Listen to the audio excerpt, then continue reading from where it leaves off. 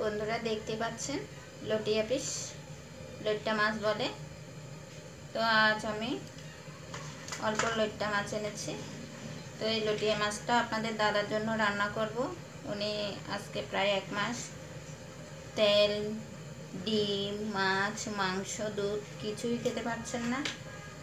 তো আজ আমি ভাবলাম প্রায় 1 মাস যখন হয়ে গেছে, তো আধা কিলো আমি লটিয়া মাছ এনেছি। এনে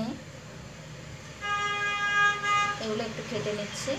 তো আমি তেল ছাড়া রান্না করব, শুধু হাতে মেখে বাটা মশলা দিয়ে। তো আগে মাছটা আমি কেটে নিচ্ছি। তো আপনারা দেখতে থাকুন কীভাবে আমি তেল ছাড়া লটিয়া মাছ রান্না করব। দেখুন,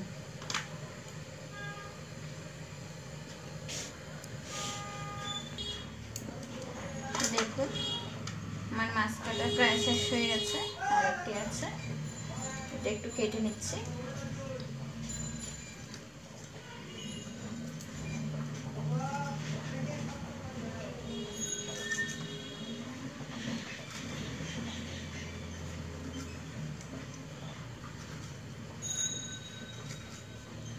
তো মাছ কাটা শেষ হয়ে গেল না, এই দেখুন।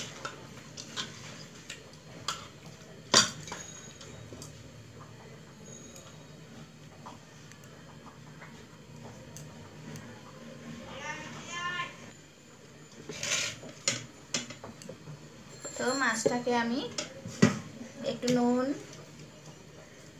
আর একটু হলুদ দিয়ে ধুয়ে নেব।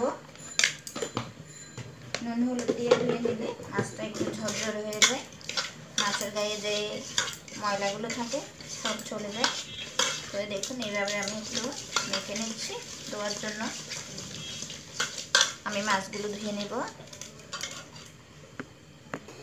তো মাছ কাটতে কাটতে দেখুন আমার ভাত হয়ে গেছে।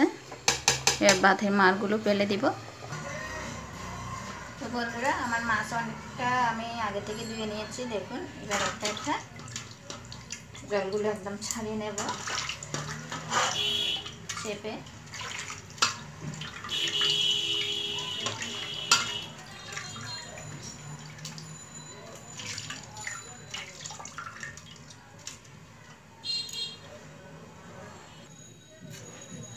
দেখুন আমি ভাত নামিয়ে নিয়েছি, ভাত হয়ে গেছে আমার। মাছটাও এখানে ধুয়ে রেডি করে নিয়েছি। এবার যেটা করবো